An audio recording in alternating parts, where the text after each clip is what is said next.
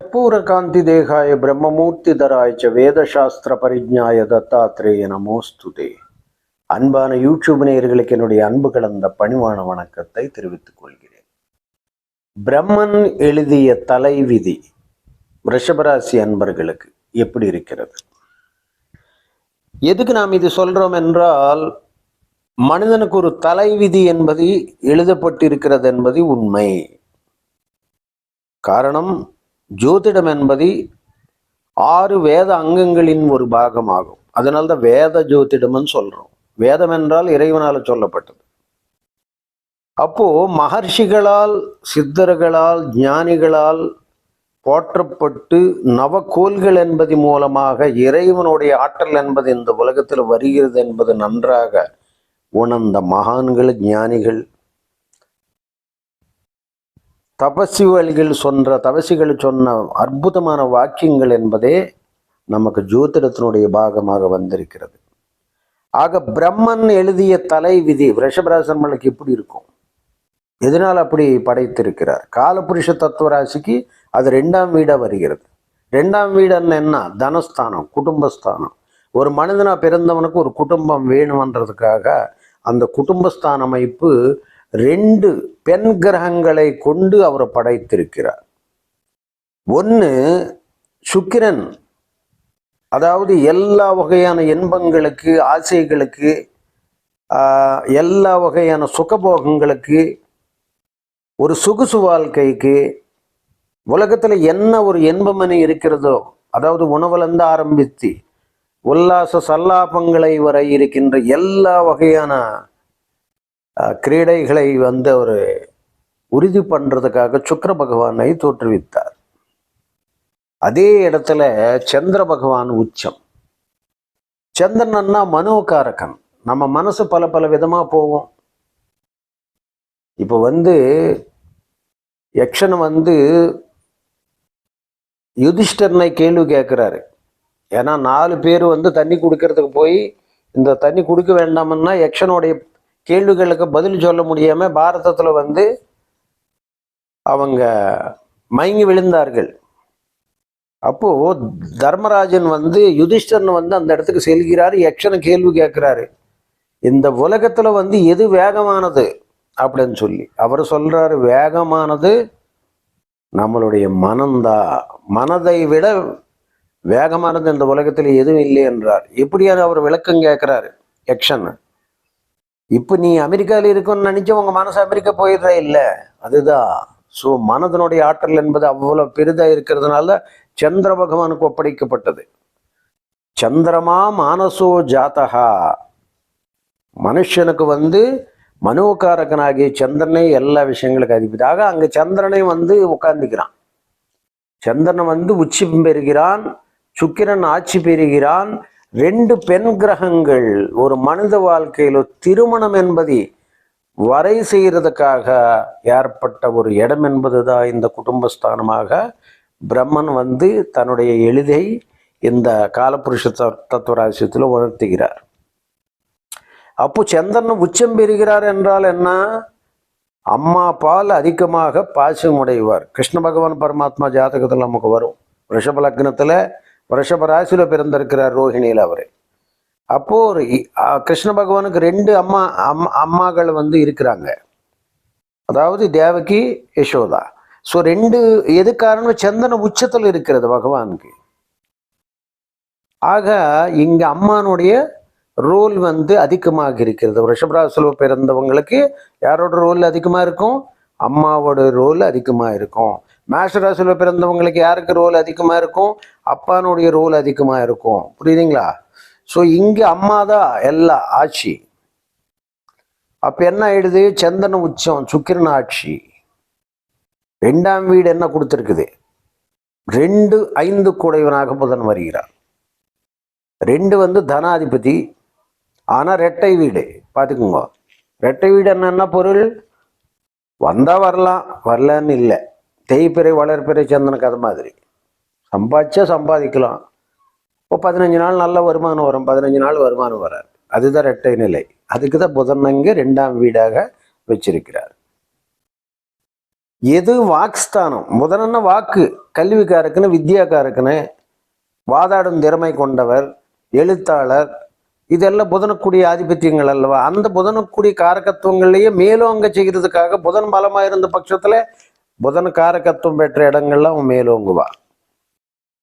இப்போ புதன் ஆட்சி பலத்தோடு இருக்கிறான், வாக் திறமையால அவன் படைத்துக்குவான், மிகப்பெரிய நல்ல நிலைக்கு வருவான். 3ஆம் இடம் சந்திரனுடைய இடமாக கொடுக்கப்பட்டது.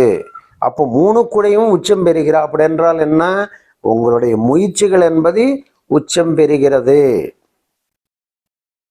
உங்க முயற்சிகள் என்பது நீங்க என்ன நினைச்சாலும் உன்னுடைய எண்ணங்கள், உன்னுடைய அபிலாஷைகள், உன்னுடைய ஆசைகள் எல்லாம் நிறைவேற்றும் இடமாக நமக்கு வந்து முயற்சிகள் எல்லாம், முன்னேற்றங்கள் எல்லாம், சகாயங்கள் எல்லாம். அதனால்தான் 3ஆம் வீடு உச்சமாக சந்திரன் வீட்டில் வருகிறது. 4ஆம் வீடு யார் வீடு? சூரியன் வீடு. சூரியன் வந்து 4ஆம் வீடு. ஸோ பாவக்கிரகங்களுக்கு கேந்திராதிபத்தியம் வலிமை. அதனால்தான் சூரியன் 4ஆம் இடம். அப்போ சந்திரன் உச்சம் பெறுகிறார். அம்மா சொல் பேச்சு தாண்ட மாட்டாங்க. சூரியன் 4ஆம் வீடு, சூரியனும் பலமா இருக்கிறாரு. அம்மா கோட்டை கிழிச்சா தாண்ட மாட்டான், முடிஞ்சிச்சு. சூரியன்னா தகப்பனாரும், ஆனா இடம் வந்து மாத்திருஸ்தானம், காரகன் வந்து பித்திருக்காரகன். ஸோ அப்பா அம்மா சூரியன் பலமா இருந்த பட்சத்துல அம்மானுடைய இது, சந்திரனும் பலமா இருந்த பட்சத்துல அம்மா பிள்ளையாகவே வாழுவான். அப்பான்னு வந்து கணக்கில் எடுத்துக்கொள்ள மாட்டான். 5 கூடிய புதன் அவரது அறிவு, ஆற்றல், கல்வி, வித்யா, எங்கே சென்றாலும் ஒரு புலன், ஒரு பேச்சாற்றல், ஒரு நல்ல சிறந்த வக்கீல்கள். 5 கூடிய புதன் உச்சம் பெறுகிறான்னு வச்சுக்கோங்க, சமுதாயத்தில் எங்கிருந்தாலும் அவங்கள ஜனங்க தேடி போவாங்க. ஏன்னா அவன் கொடுக்கக்கூடிய அறிவுரைன்றதை யாரால கொடுக்க முடியாது. அறிவு ஸ்தானத்துல புதன். இப்போ கூட நீங்க பாத்தீங்கன்னா கிருஷ்ண பரமாத்மா ஜாதகத்துல 5ல் வந்து புதன் உச்சம். அதனால்தான் அன்கேனி டிஸ்க்மே, அது uncanny powers, mental abilities, high intellectual mental abilities அப்படின்னு சொல்லுவாங்க. அன்கேனி, அதாவது நீங்க மேட்சே பண்ண முடியாது அப்படி ஒரு. அதனால்தான் கிருஷ்ண பகவான் அவ்வளவு தத்துவங்களை பேசியிருக்காரு. 5ல் புதன் பரமோச்ச நிலை. புதனுக்கு உச்சமான இடம் அது, மூல திரிகோண வீடு வேற. அதனால்தான் புதன் வந்து பயங்கரமான ஒரு, அதனால்தான் புதன் பலம் பெற்ற சந்தர்ப்பத்துல அவன் வந்து அற்புதமான நிலைக்கு வருவான். 2, 5 குடைவன் வலிமை பெறுகிறான் என்றால் தன சம்பத்துகள் என்பது, பிள்ளைகள் என்பது, அறிவாற்றல் என்பது, புகழ் மிக்கவனாக தேர்ந்தெடுப்பான் அப்படின்றது. அதனால்தான் புதன் 5ஆம் இடம் கொடுத்துருக்குது. இங்க மூலதனம் என்ன, நமக்கு எதுவும் கொடுக்கலன்னா வெறும் ஆளு, சுக்குன்னு வீடு. ஒரு குடிசை வீட்டில் இருந்தா கூட, ஒரு காய்கறி வித்துட்டு இருந்தவன் கூட, ஒரு பால் வித்துட்டு இருந்தவன் கூட ஒரு பணக்காரன் ஆகி போயிடுவான், ஒரு சிஎம் ஆகி போயிடுவான். எதுக்கு? இந்த கிரகங்களை கரெக்டா போய் உட்காரணும். நான் சொல்ற பாயிண்ட் புரியுது உங்களுக்கு? அதாவது சுக்கிரன் வீடுன்னா விவசாயம் சேர்ந்தது தானே, சுக்கிரன்னா பால் தானே. கிருஷ்ண பரமாத்மா அதாவது கோகுலத்துல தானே பிறந்தாரு. அதாவது கோக்களை பார்த்துட்டு இருந்தார், சம்ரட்சகனாக இருந்தார். அதனாலதான் அங்க பால் என்றது அதிகமா வர்றதுக்கு சுக்கிரன் சந்திரன் சம்பந்தப்படுறது தான். அப்ப என்ன ஆயிடுது நமக்கு, அவன் எந்த நிலையில் இருந்தாலும் நீ பெரிய ஆள் ஆகிறதுக்கு ஒரு பிரம்மன் படைப்பு வச்சிருக்காரு. எப்படி ஒரு படைப்பாருங்க, ஃபர்ஸ்ட் லக்னத்திலேயே சந்திரன் உச்சம் பெறுகிறார் ஆயிச்சா, ஒன்று மிகப்பெரிய ஒரு உயர்ந்த நிலைக்கு நீ போகலாம். அதே நேரத்தில் சுக்கிரன் அங்கே வச்சிருக்கிறாரு. சுக்கிரன் அங்கே வைக்கும் போது என்ன ஆயிடுது, மாலவி யோகம்னு ஒரு ராஜயோகம் வருது. 5 ராஜயோகங்கள் அவங்க படிச்சிருக்காங்க. பஞ்ச மகாபுருஷ ராஜயோகம்னு சொல்லுவார். The great men produced through this ராஜயோகாஸ்.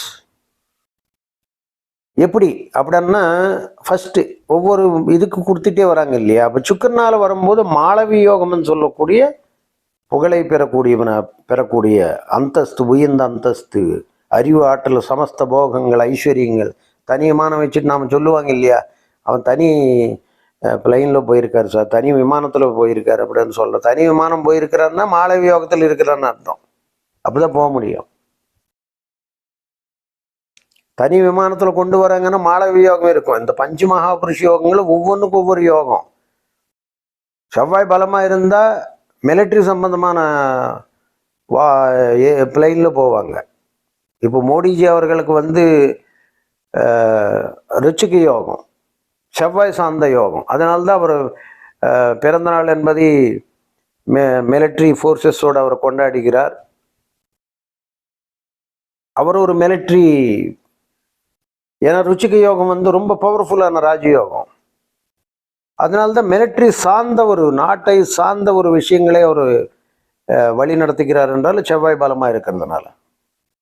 அதே ஒரு டெக்னிக்கல் ஒரு புதுசாக ஒரு ஆப்பை கிரியேட் பண்ணி கூகுளில் வந்து கூகுள் சிஇஓ ஆகி அவர் பெரிய சுந்தர பிச்சை பெரிய அளவுக்கு போயிட்டாருன்னா அவருக்கு வந்து புதன் வந்து பத்ர யோகம் ஏற்படுத்திக்கிறது. அது ஒரு ராஜயோகம். புதன் வணிகம், ட்ரேடு, வியாபாரம், பணம் கொடுக்குது, அறிவு கொடுக்குது. அறிவு மூலமாக பெரிய ஆள் ஆகிட்டார். இங்கே சுக்கிரன் ஆடம்பரத்தால் பெரிய ஆள் ஆவான், சுகபோகங்கள் அனுபவிப்பான். இப்போ நீங்கள் வந்து நம்ம வந்து ஒரு ஒரு ஒரு 2000 ஸ்கொயர் ஃபீட்டில் வீடு கட்டியிருக்காங்கன்னு வச்சுக்கோ, இவர் வந்து 1 ஏக்கரால வீடு கட்டுவார். இந்த மாதிரி வரும். இல்லை ஒரு 10 ஏக்கரால வீடு கட்டுவார். அதுதான் மாளவிய யோகத்தினுடைய சிறப்பு. சனி பகவான் சசியோகம்னு சொல்லுவா. அந்த யோகத்தில் பிறந்தா என்ன பண்ணுவா, ஊருக்கே தலைவனாகி ஊர் மக்களுக்காக தன்னுடைய உயிரை கொடுப்பான். அந்த மாதிரி சனி பகவான் நீதி தேவன் இல்லையா, நீதிக்காக நியாயத்துக்காக போராடி ஒரு ஒரு தளபதியாக இருந்து அந்த அந்த இனத்துக்காகவோ அந்த சமுதாயத்துக்காகவோ அவர் உயிரை தியாகம் பண்ணக்கூடியவர். இப்போ நெல்சன் மண்டேலா இந்த மாதிரி.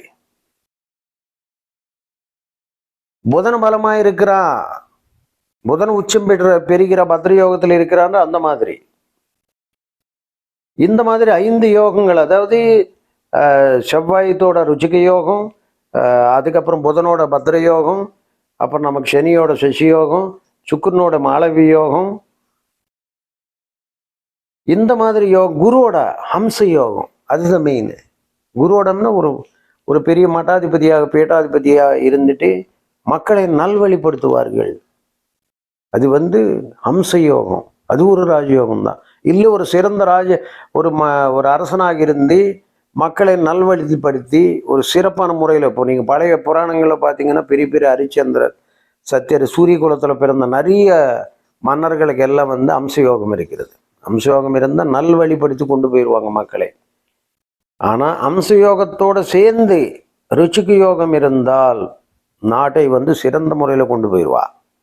அம்சயோகத்தோடு சேர்ந்து மாளவி யோகம் இருந்தால் இந்த இங்கே ஞானமா ஆடம்பரமா அப்படின்ற ஒரு குழப்பம் வந்துடுது. அதில் உங்களோட யோகத்தை பொறுத்து மாளவி யோகம் அதிகமாக இருந்தால் ஆடம்பர வாழ்க்கையில் போய் தன்னை இருக்கிற சொத்துக்களை இழந்து விடுவான். அதே அம்சயோகம் ஒன்று இருந்தால் அந்த பூமியை வந்து ஆளக்கூடிய தகுதி உடையவனாக மாறிவிடுகிறான்.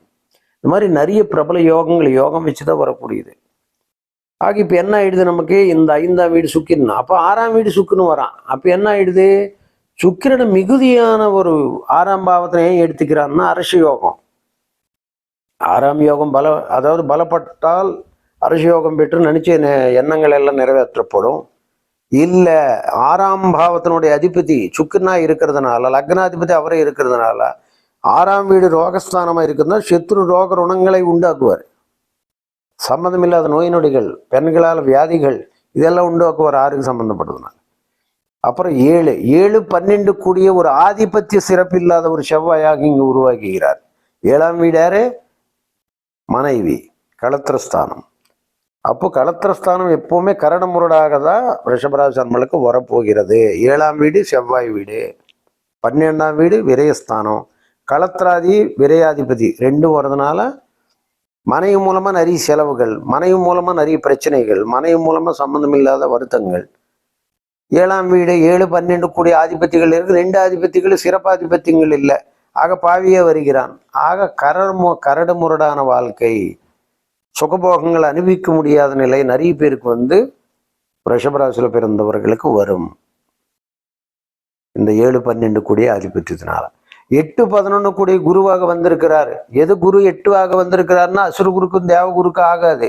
அதனால தான் அவர் 8ல் மறைச்சு வச்சுட்டாரு. ஏன்னா இந்த குரு பலமாயிட்டான்னா இந்த குரு பேச முடியாது. இவர் வந்து ஆடம்பர குரு, அவர் வந்து ஞான குரு. இப்போ ஆடம்பர குரு மேலவங்க செய்யணும்னா ஞான குரு அமைதியாக இருக்க வேண்டும் அல்லவா? அதனால தான் அவருக்கு 8ஆம் வீடு கொடுக்கப்பட்டது. 8 11 கூடியவாக பாவியாக அங்கே இந்த ராசிக்கு வந்து கொடுத்திருக்கிறார். 9 10 கூடியவனாக பாக்யாதிபதி கர்மாதிபதி 9 10 கூடியவனாக சனி பகவான் வந்துடுறாரு. அப்போ காலமெல்லாம் எப்படி ஒரு காளை சிவனை சுமந்து கொண்டு காலமெல்லாம் இருக்கிறதோ அது போல ரிஷபராசியில் பிறந்தவள் காலமெல்லாம் ஒரு சுமை எடுத்துக்கொண்டு, அதாவது குடும்ப பொறுப்பு மிக்கவர்களாக இருக்கட்டும், சமுதாயத்தில் ஒரு பொறுப்புகள் தன் மேலே போட்டுக்கொண்டு நடப்பவர்களாக அப்படி இருக்கட்டும், ஏதோ ஒரு ஒரு ஒரு சுமை வந்து சுமந்து கொண்டே இருப்பார்கள் என்றதுக்கு ஒரு ரிஷபராசி காளை மாடு. காளை போலே காலமெல்லாம் சுமந்து கொண்டு திருபவர்கள் யார் என்று சொன்னால் ரிஷபராசி அம்மாள். அதுதான் அந்த சின்னம் கொடுக்கப்பட்டது. இது காளை. காளை என்றால் காலை ஆர்வம் மிக்கவர்கள், காலையில் ஆர்வம் மிக்கவர்கள், காலையில் எல்லா வேலைகளும் முடிச்சிருவாங்க அவங்க. கலைகளுக்கு அதிபதிகளாகிய சுக்கிரன், சகல போகங்களுக்கு அதிபதியாகிய சுக்கிரன், கலைகளுக்கு தலைமகனாக திகழக்கூடிய சந்திர பகவான் இந்த இடத்துல ஆட்சி உச்சம் பெறுகிறார். ஆக சினி ஃபீல்டில் இந்த ஃபோட்டோகிராஃபிக் லைனு, இந்த பால் சம்பந்தமான துறை, டைரி மில்க்ஸ், மருத்துவத்துறைகள், கெமிக்கல் இண்டஸ்ட்ரி, இதெல்லாம் இதில் கொண்டு வந்து விட்டுரும். 9வது வீடு சனி வீடு, 10ஆம் வீடு சனி வீடு. ஆக பாக்கியம் தொழில் எந்த வகையில் வருதுன்னா மக்களால் வருது. மக்களால்னா பெரிய பெரிய நிறுவனங்கள் நடத்தக்கூடியது, இரும்பு சம்பந்தமான தொழில்கள், மக்கள் கூட்டம். இது நிலத்தத்துவ ராசி இல்லையா? அதனால தான் ரிஷபராசியில் என்ன ஒரு இதுன்னா இது நிலத்தத்துவ ராசி. நிலத்தத்துவ ராசின்னா நிலத்துல கூட்டம் கூட்டமாக ஜனங்க வசிப்பார்கள். அதனால இவங்களுக்கு எப்பவுமே தன்னிச்சையாக முடிவெடுக்க தெரியாது. ரிஷபராசியில் பிறந்தவங்களுக்கு ஒரு வழிகாட்டி வேண்டும், ஒரு குருநாதர் வேண்டும், அல்லது ஒரு காரியதரிசி வேண்டும். இவங்களை வழி நடத்துறதுக்கு ஒரு ஆள் வேணும், இல்லைன்னு இவங்க தடுமாறி போயிடுவாங்க. அதனால தான் ஏன்னா பெண் கிரகங்கள் ரெண்டும், அதனால தான் ஒரு முடிவெடுக்கக்கூடிய நிலை என்பது இவங்களுக்கு இருக்காது. அதனால யாரோ ஒருத்தர் ஒரு குருநாதர் அவங்களுக்கு நிச்சயமாக தேவைப்படுகிறது. வழி நடத்துறதுக்கு லேக் ஆஃப் கைடன்ஸ் ப்ராப்ளம் வரும். அதனால தான் ஒரு குருவை அவங்க தேர்ந்தெடுக்க வேண்டும். 8 11 கூடிய முழு சுபராக போற்றப்படக்கூடிய குரு பகவானை கொடுத்திருக்குது. காரணம் என்றால் இது அசுர பகவானுடைய அசுர குருவுடைய வீடு, சுக்கிரன் வீடு. 6 கூடியவன் அசுர குருவான் தான், அசுர குரு தான்.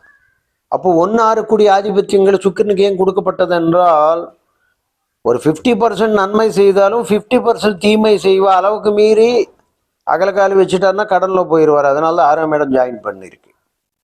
அளவுக்கு மீறி எது செஞ்சாலும் அமுதவன் 5 ஆகி விடுவன்றதுக்காக 6ஆம் இடம் சம்பந்தப்பட்டது. அந்த ஒரு ஆதிபத்தியங்களையே 2 லிங்க் பண்ணியிருக்காங்கன்னா, 6ஆம் இடம் என்றது சத்ரு ரோகரணம். ஒன்று எதிரிகள் உருவாக்கி ஊர் விட்டு வெளியேற்றுவா, இல்லை கடன்களை அதிகம் பண்ணி ஊர் விட்டு வெளியேற்றுவா. ஊர் விட்டு வெளியேற்றுனா கடன்கள் கட்ட முடியாது, இன்னொரு இடத்துக்கு வந்து சம்பாதிச்சு கடன் அடக்க வேண்டிய சூழ்நிலை. இல்லை நோய்கள் உருவாக்கி, அங்கே சுக்கிரன் சம்மந்தப்படுறான், பெண்களால் நோய்கள் உருவாக்கி தொந்தரவு கொடுக்கறதுக்கு வாய்ப்பு இருக்கு. ஸோ இதுதான் அதனுடைய பிரம்மா எழுதின எழுது. 8ஆம் வீடு குரு, நிதிகளை கடிக்கலாம். 8ஆம் வீடு வந்து குரு பலமா இருக்குது. இப்ப நீங்க கேட்கலாம், இதெல்லாம் பிரம்மன் எழுதுன எழுது விதி. இப்ப இதுல கிரகங்கள் எப்படி உட்காருமானா உங்களுடைய கர்மவினை அடிப்படையில் உட்காரும். இப்போ ஒருத்தர் முன்ஜென்மத்தில், இப்போ ஒரு உதாரணத்துக்கு சொல்றேன், இப்போ முன்ஜென்மத்துல ஒருத்தர் வந்து நிறைய தான தர்மங்களை பண்ணியிருக்காரு, ஒரு புண்ணியம் பண்ணியிருக்காரு. அதாவது சித்தர்களை சொல்லுவாங்க, நீ பணத்தை தேடாத. பின்ன சுவாமி என்ன தேடணும்? புண்ணியத்தை தேடணுவாங்க. ஏன்னா புண்ணியத்தை நீங்க தேடினால் பணம் தானா வந்துவிடும். புண்ணியத்தை தேடுறது என்ன, புண்ணியம் எப்படி செய்ய முடியும் அப்படின்னா 3 வகையில சொல்றாரு. அதாவது ஒன்று வாக்கால செய்யலாம், வாக்கால புண்ணியம் தேடலாம். அதாவது மனோவாக்காய் கர்மங்களும் சொல்லுவா. மனசு மூலமா வாக்கு மூலமா கர்மத்தின் வழியா நீங்க புண்ணியங்கள் தேடலாம். 3 வழி உங்களுக்கு விட்டுருக்கிறார் ஆப்ஷன். இப்ப இது மனசனாலன்னா எல்லாரும் நல்லா இருக்கணும்னு நிறைய பேருக்கு நல்லது செய்யறதுக்கு வழிபாரு. அந்த மாதிரி நீங்க பண்ணும்போது உங்களுக்கு நல்லதே நடக்கும். மனசனால் ஏற்படக்கூடிய சிந்தனைகள், வாக்கு, நீ நல்லா இருப்பப்பா, நீ நல்ல படி, உனக்கு நல்லது நடக்கும், வாழ்த்து. நீ கெட்டு போன்னு சொல்லாத, அவன் நல்லா இருக்கணும்னு சொல்லு. அதுதான் சொல்றது. வாக்குல ஏற்படக்கூடிய புண்ணியம் எப்படி இருக்குது, நீ நல்லா இருன்னு சொன்னால் அது. இப்போ நீங்கள் நிறைய சமீபத்தில் பார்த்தீங்கன்னா கடந்த ஒரு 15 வருஷங்களாக வாழ்க வளமுடன்னு சொல்றான். நீங்க பார்த்துருக்கீங்க இல்லையா? எதுக்குன்னா பாசிட்டிவ் வைப்ஸ் அதிகமா தேவை உலகத்துக்கு. நெகட்டிவ் வைப்ஸ் எதுக்கு? நெகட்டிவ் பொழுதன்னைக்கு பேசிக்கிட்டே இருப்பாங்க. உலகத்துல ஏகப்பட்ட பேர் எப்பவுமே பொழுதன்னைக்கு நெகட்டிவ் வைப்ஸ் அதிகமா பேசுவாங்க. காரணம், நெகட்டிவ் மக்கள் அதிகமா இருப்பாங்க, பாசிட்டிவ் மக்கள் கம்மியா இருப்பாங்க. ஒரு 20% பாசிட்டிவ் பீப்புள் இருந்தால் 80% நெகட்டிவ் பீப்புள் இருப்பாங்க. அதனால தான் என்ன பண்ணுவாங்கன்னா, நீங்கள் எப்போவுமே நல்லதே சொல்லு, நல்லதே செய், நல்லதே நினை அப்படின்னு சொல்கிறான். அப்போ நீங்கள் வந்து, நீ நல்லா இருப்பா சார், நான் ஒரு எக்ஸாம் எழுதியிருக்கிறேன், நல்ல சந்தோஷம், உனக்கு வேலை கிடைக்கும் போன்னு சொல்கிறதுக்கு உனக்கு என்ன, அதுக்கு ஏதாவது காசு கொடுக்கணுமா? நீங்கள் தேவையில்லையா? ஆனால் அது கூட சொல்கிறதுக்கு வராது வார்த்தை நிறைய பேருக்கு. அதனால தான் ரிஷிகள வாக்கியம் என்ன, சர்வே ஜனா சுகினோ பவந்து, உலகம் எல்லாம் அதாவது சர்வே ஜனா சுகினோ பவந்து, எல்லா மக்களும் சந்தோஷமாக இருங்க. லோக சமஸ்தா சுகினோ பவந்து, எல்லா உலகங்கள் நன்றாக இருக்க வேண்டும்னு நினைச்சுக்கன்றாரு. நம்ம லோகங்கள் உலகங்கள் நல்லா இருக்கும்னு நினைக்கலனாலும் அட்லீஸ்ட் நமக்கு சேர்ந்தவங்களாவது நல்லா இருக்கணும்னு நினைக்கிறோம் இல்லையா? இது நிறைய பேர் நினைக்கிறது இல்லை. அதனாலதான் பிரச்சனை வருது. ஏன்னா இவங்க நான் அதான் நிறைய பேர் சுவாமி இடத்துல வந்து சொல்லும் போது சொல்லுவாங்க, சுவாமிஜி கோயிலுக்கு போயிட்டோம், வேண்டிட்டோம், இன்னும் நிறைவேறல. கோயிலில் நீ என்ன வேண்டுதல் வச்சிருக்கிற? நான் நல்லா இருக்கணும் சுவாமி. ரைட்டு, என் குடும்பம் நல்லா இருக்கணும், எனக்கு இந்த தொழில் நல்லபடியாக நடக்கணும்னு வேண்டிக்கிட்டு வந்துட்டேன்னா பிரச்சனை இல்லை. இதெல்லாம் சொல்லிட்டு, எனக்கு எதிரிகள் இருக்கிறாங்க, அவங்க ஒளிய வேண்டும், அவங்க நல்லா வரக்கூடாது, அவங்கள வந்து எல்லா வகையிலும் நீ துவம்சம் பண்ணிடு சுவாமி அப்படின்னு சொல்லி ஒரு அகோர நரசிம்மூர்த்தி கிட்ட நம்ம ஒரு பிரார்த்தனை வைக்கிற மாதிரி வைக்கிறோம்னு வச்சுக்கோங்க. அப்போ என்ன ஆகுது, நம்மளுடைய பாசிட்டிவ் அங்கே போய் நெகட்டிவாக மாறுது. அதுதான் விஷயம். அதாவது நீ பாசிட்டிவ் மட்டும் நெகட்டிவ் நினைக்காத. அது தனியாக பிரார்த்தனை வச்சுக்க எங்கேயாவது போகும்போது. அதாவது அதுக்குன்னு தெய்வங்கள் இருக்கு இல்லையா? நரசிம்ம சுவாமி இருக்காரு, அப்புறம் வந்து பிரித்திங்கரா தேவி இருக்கிறா, வராகி தேவி இருக்கிறா. இந்த மாதிரி இடங்களுக்கு போகும்போது, இல்லை காலபைரவர் இருக்கிறார், இங்கே போகும்போது அந்த சித்ருக்களை துவம்சம் பண்ணக்கூடிய தெய்வங்கள் இருக்கு, அந்த இடத்துக்கு போய் நீ பிரார்த்தனை பண்ண தப்பு இல்லை. ஒரு பிரசாந்த தெய்வங்களுக்கிட்ட வரும்போது, ஒரு ஒரு முருகன்கிட்ட வரும்போது, என்ன குடும்பத்தை நல்லவை சுவாமி, எனக்கு நோய் நொடி இல்லாத நல்ல விதமா பிரார்த்தனைகளை வைக்கிறது என்பது ஒரு விதம். prayers will be answered, but you have to make a right way. Prayers will be in the right way, then only the prayers will be answered. இது நிறைய பேருக்கு தெரியறது இல்லை. அதனால தான் வந்து எல்லோரும் நல்லா இருக்க வேண்டும், நம்ம சேர்ந்தவர்கள் நல்லா இருக்க வேண்டும் என்ற ஒரு பாசிட்டிவ் வைப்போட ப்ரேயர்ஸ் வையுங்க.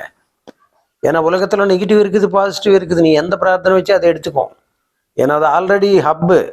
நீங்கள் வச்சுக்கூடிய பிரார்த்தனைன்றது அது லிஃப்ட் பண்ணும். ஸோ அதனால தான் தூய்மையோட எண்ணங்களோட தூய்மையான பிரார்த்தனைகளை வைக்கும்போது தூய்மையான பிரார்த்தனைகளை விரைவாக நிறைவேற்றப்படும். அதனால்தான் மனதை அழிக்கின்ற இடம். அதனால்தான் 8-11 கோடி குரு பகவான் இடத்து கொடுத்துருக்குது. 11, அதுக்கப்புறம் 9-10 பாக்கியம் வருது. என்னது எதன் மூலமா வருது? இரும்பு சம்பந்தமா அல்லது தொழில் சம்பந்தம் பாக்கியம். ஏன்னா காரகத்துவங்கள், சனி பகவான் காரகத்துவங்கள் என்ன? மரம் சம்பந்தமான தொழில், இரும்பு சம்பந்தமான தொழில், பழைய இரும்பு சம்பந்தமான தொழில், இந்த மாதிரி கட்டட சம்பந்தமான தொழில்கள், இதெல்லாம் சேர்ந்த தொழில்கள் வரும். வாகன சம்பந்தமான தொழில், இரும்பு சம்பந்தமான பல வகையான தொழில்கள் எல்லாம் அதில் வர்றதுனால அது 10 அதே கர்மஸ்தானம் ஆகிறது. அது ஒன்று. 12ஆம் இடம் வருது என்ன? 12ஆம் இடம் செவ்வாய். செவ்வாய் இடம் 12ஆம் இடம் வர்றதுனால தான் தூக்கம் கம்மியாயிரும். எதுக்கு தூக்கம் கம்மியாயிரும்? 12ஆம் வீடு செவ்வாய் வீடு. செவ்வாய் பாவக்கிரகங்கள் அயன சைன ஸ்தானத்தில் இருந்தால் தூக்கம் வராது. எதுக்கு தூக்கம் வராது? ரிஷபராசியில் பிறந்தவர்கள் எப்போ பார்த்தாலும் இந்த தொழிலும் பார்த்தினா சிந்தனை, இந்த கவலைகள், இது இப்படி வருமா, அது எப்படி வருமா, இப்படி சிந்தனைகளே இருக்கிறதுனால பாதிப்பு ஏற்படும். புரியுறது? அதனால தான் 12ஆம் வீடு செவ்வாய் வீடை கொடுத்துருக்குது. அயன சைன சுகம் என்பது விரயம் கொடுத்துருக்கு, சரராசியை கொடுத்துருக்குது. அதனுடைய பொருள் என்ன? அதிகமாக வெளிநாட்டுக்கு போயிடுவாங்க, அதிகமாக வெளிநாட்டில் இருப்பாங்க, மலை சார்ந்த உஷ்ண சார்ந்த பகுதிகளில் இருப்பாங்க. ரிஷபராசியில் 12ஆம் வீடு செவ்வாய் வீடு வருதுன்னா விரயஸ்தானம் வந்து நமக்கு எங்கே வருகிறது அப்படின்னு சொன்னால், விரயஸ்தானம் மோபுல் சைனில் வருது. மோபுல் சைனன்னா சரஸ்தானத்தில் வருது. சரஸ்தானம் என்றால் வெளிநாடுகளில் நெருப்பு அதிகமாக இருக்கக்கூடிய பகுதிகள், சவுத் ஆப்பிரிக்கா இந்த மாதிரி நாடுகளுக்கு அதிகமாக போவாங்க. இந்த மாதிரி நிறைய விஷயங்கள் வந்து நம்ம பிரம்மன் படைப்பில் இருக்கிறது. இது பிரம்மன் படைத்த விதிங்க. அப்போ நீங்கள் பண்ணக்கூடிய அந்த புண்ணிய பலன்களுக்கு ஏற்றபடி அந்தந்த இடத்துல போய் கிரகங்கள் உட்கார்ந்திக்கும். அதுதான் உங்களுக்கு விதிக்கப்பட்ட விதி. பிரம்மன் வந்து அந்த ராசிக்கு படைக்கப்பட்ட விதி வந்து இது. இப்போ நீங்க செய்த புண்ணியங்கள், அவருடைய பர்சனல் புண்ணிய பாவங்கள் இருக்குது இல்லையா, அதுக்கு தகுந்தபடி அந்தந்த டேட்டில் அந்தந்த நட்சத்திரங்கள் அந்தந்த கிரகங்கள் அந்தந்த சாரத்துல போய் உட்காந்துட்டு அந்தந்த இடத்துல உட்காந்து உங்களை வழி நடத்தும். இதுதான் விஷயம். ஆக இப்போ என்ன பாசிட்டிவ் ரிஷபராசிலன்னா, அதிகமாக சாப்பிடக்கூடாது. என்ன சார் எடுத்தெடுப்பில் இப்படி ஒரு போட்டீங்க? ரிஷபராசியில் பிறந்தவங்க, ஏன்னா சுக்கிரன் சந்திரன், சுக்கிரன்னா எல்லாம் நல்ல சாப்பாடு நல்ல இது போஜன பிரியர்களாக இருப்பாங்க இல்லையா. ஊர்லேயே நல்ல ஹோட்டல் எங்கே இருக்குதோ அது 10 கிலோமீட்டர் தூரத்தில் இருந்தால் கூட அந்த ஹோட்டலில் போய் சாப்பிட்டு வருவாங்க. அதிகமாக வந்து செலவுக்காக சாப்பாடுக்காக அதிகமாக, நான் தான் சொல்கிறேன், எந்த ராசியிலும் நீங்கள் பிறந்தாலும் சரி, அளவோடு இருந்தால் அழகு.